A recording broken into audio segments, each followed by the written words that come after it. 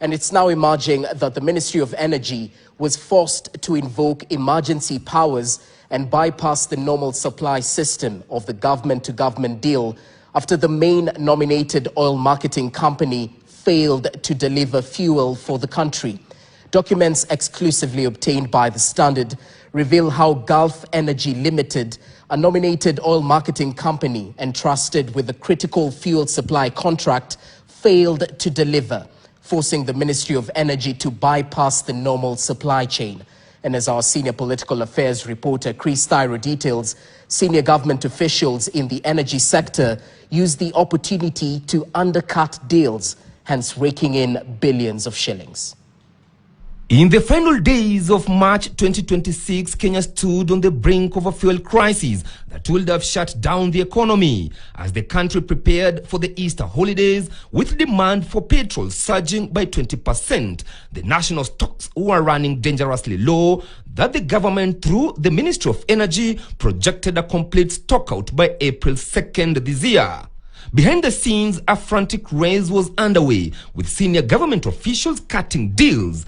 Documents exclusively obtained by KTN reveal how Gulf Energy Limited, a nominated oil marketing company entrusted with the critical fuel supply contract, failed to deliver, forcing the Ministry of Energy, led by CS Opiyo Wandayi, to invoke emergency powers and bypass the normal supply system. A National Security Council committee letter dated 9th March instructed the Ministry of Energy to explore and implement strategies to avert national energy crisis, even if it means going outside the G2G deal. Yes, the ministry moved to avert an immediate disaster by awarding emergency contracts to One Petroleum and Oryx Energies. However, documents in our possession raise serious questions about Gulf Energy performance, the lack of any subsequent investigation by the Opiyo Wandayi-led ministry on how a company at the center of a near catastrophe remains in the loop for future business.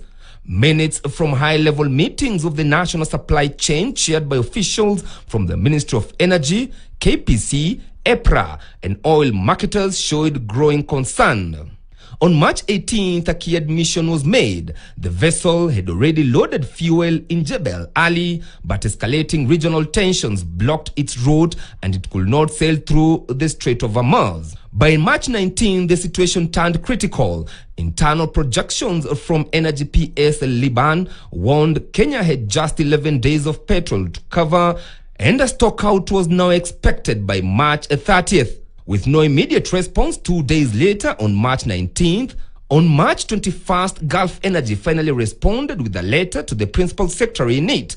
They provided a detailed chronology of their failure. In their argument, they argued the delivery vessel for KG05/2026 El Kaab arrived at the port of Jebel Ali on 28th of February 2026, ready for loading. Unfortunately, that was the same day on which the conflict in the Middle East escalated.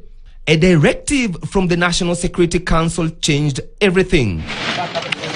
The ministry headed by CS Opiyo Wandayi was authorized to bypass the standard government-to-government fuel system, and emergency action was now permitted, the first public hint that the government was preparing to bypass the national government-to-government G2G framework and find its own emergency supply. Fast forward to March 25, the ministry formalized the deals, and in a letter to One Petroleum Limited, PS Liban confirmed the delivery of the cargo. Copies of both letters were sent to Cabinet Secretary for Energy Opiyo Wandayi, confirming his office was fully briefed on the emergency measures.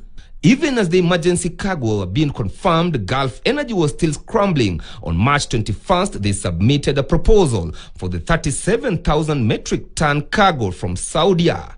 Worse, the ministry noted that this cargo quality was substandard. The ministry letter to Gulf Energy dated March 25th acknowledges receipt of Gulf's proposal, but states, and I quote, "We also note that the quality specifications is outside Kenyan standards. However, in the interest of security of supply of petroleum products, an exemption shall be processed." Despite these violations of the Kenya Bureau of Standards Code, the ministry, which is headed by CS Opiyo Wandayi, granted the exemption, and the cargo was accepted under the existing KG 06/2026 allocations. The government, under direct orders from the National Security Council, was forced to declare an emergency and handpick competitors, One Petroleum and Oryx Energies, to save the country from an Easter fuel crisis. Oil marketers were invited to submit emergency fuel offers. Responses came quickly from One Petroleum, Oryx Energies, Has Petroleum, and E3 Energies. After technical evaluation, the ministry made its choice.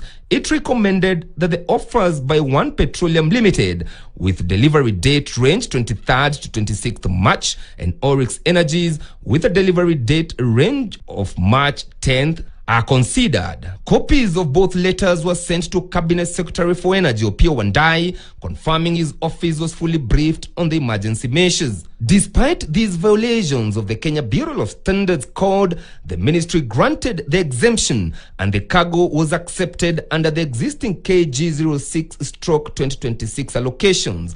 Gulf Energy, a major player in Kenya's fuel import system, failed to secure the timely delivery of a contracted PMS cargo. The initial vessel was stuck. Their partial substitute left a shortfall, and their subsequent offers arrived late with inferior quality.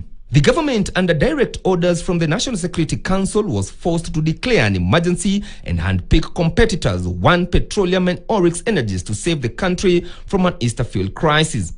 Copies of every critical letter from March 17th query to the March 25th acceptance of substandard fuel were sent to CS Opiyo Wandayi. The political leadership knew the details of Gulf's failure, the emergency measures taken, and the quality waivers granted. The Ministry of Energy, led by Opiyo Wandayi, having averted a crisis and has moved on to the next import plan for April-June 2026, where Gulf Energy is again listed as a major importer. A company that nearly caused a national fuel shortage faces no consequences. Question remains, why is Opiyo Wandayi still in office, yet is the one responsible for the ministry? Why is Opiyo still free, yet persons who work directly under him are behind bars? The three: former KPC MD Joe Sang, former EPRA Director General Danny Kipto, sacrificial lambs. Chris Dairo, KTN, Nairobi.